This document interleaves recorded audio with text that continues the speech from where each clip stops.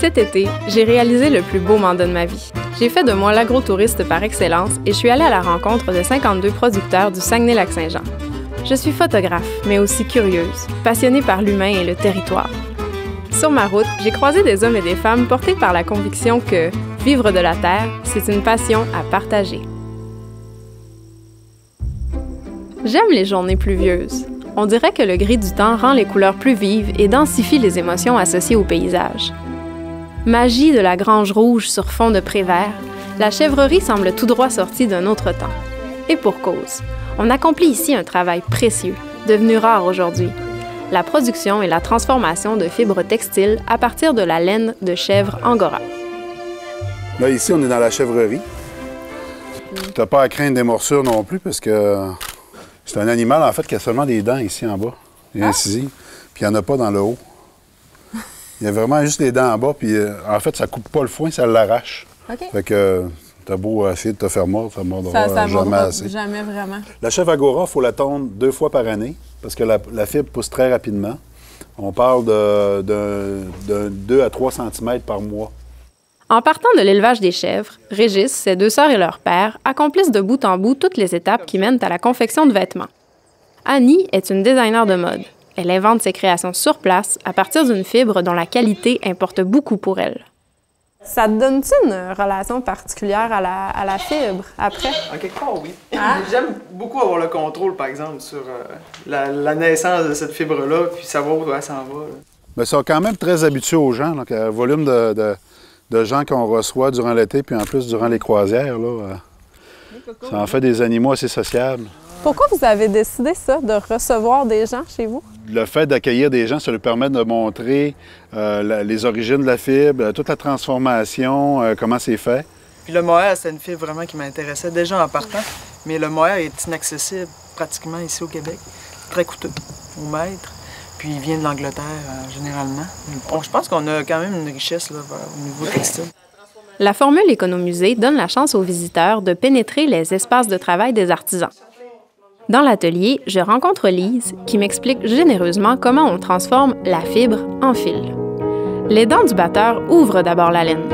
Très dense, elle ressemble ensuite à un nuage qu'on passe 2 fois à la cardeuse. La fibre est alors prête à être filée puis teinte. La matière noble obtenue est enfin tricotée, tissée ou feutrée. Moi, la teinture naturelle, c'est à base des plantes. Je ramasse beaucoup de plantes qui sont tinctoriales. Ensuite, je me fais un bon bassin vraiment concentré. Je garde vraiment mon bouillon, je rajoute des plantes, je refais bouillir, ça fait que ça devient le plus concentré possible. Mais on le fait après que le fil est... c'est après, wow! Oui, la couleur est extraordinaire. Oui, celui, c'est avec l'oignon, de la pluie d'oignon que j'ai ramassé depuis 1 an. Tout ce qui s'accomplit ici résulte de l'utilisation de méthodes anciennes de fabrication. La tradition trouve une expression contemporaine dans les vêtements créés par Annie. À l'ombre du Made in China, cela fait du bien de mettre en lumière un tel savoir-faire. Je porterai ma tuque fièrement tout l'hiver. Ça, ils font tellement bien, je trouve. La joie et la fierté. Je les ai rencontrés souvent chez les producteurs. Il y a de quoi être fier, en effet, de savoir tirer de la terre, de quoi combler un besoin primaire de l'être humain. C'est ce que je constate chez la seconde famille que je visite. Sérieusement, on est fiers de notre produit, parce qu'on a un beau produit. C'est des choses qui passionnent. Oui, tu sais, on est fiers de le produit, puis on le présente d'une belle manière. On s'efforce à garder toujours les tablettes pleines jusqu'en fin de journée, pour que même les clients de fin de journée sont aussi importants que les clients qui commencent la journée.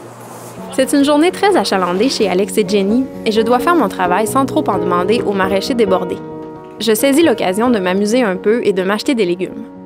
Cela m'apporte un certain bonheur de songer qu'ils nourriront mes enfants. C'est qu'en choisissant le maïs d'ici, j'ai parfois l'impression de nous donner plus qu'un apport en vitamines.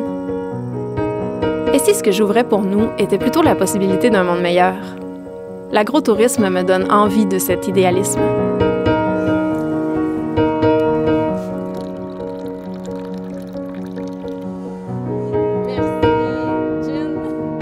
Cette journée d'automne pluvieuse marque la fin de mon périple, débuté en mai.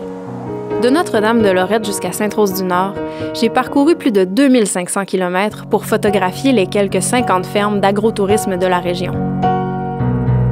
un privilège inouï, puis ça me donne un portrait sur un métier qui est complètement méconnu, en fait. On ne sait pas exactement quelles sont les réalités de ces gens-là. Ça, c'est une chose que j'ai appris sur notre territoire, qui était abondant, qui était riche, qui était fertile. Ça, c'est sûr que je pense que j'en avais pas autant idée. C'est clair que je le savais pas autant que ça. T'sais, quand je suis arrivée genre à Saint-Félicien, les champs à perte de vue, les vergers magnifiques, tu te dis, ah, tu sais, j'aurais jamais poussé jusqu'ici, j'aurais manqué ça. Oui, c'est ça, l'agrotourisme, absolument. C'est la découverte que tu fais est extrêmement importante pour ton ventre, pour ta tête, tu sais, pour ton cœur.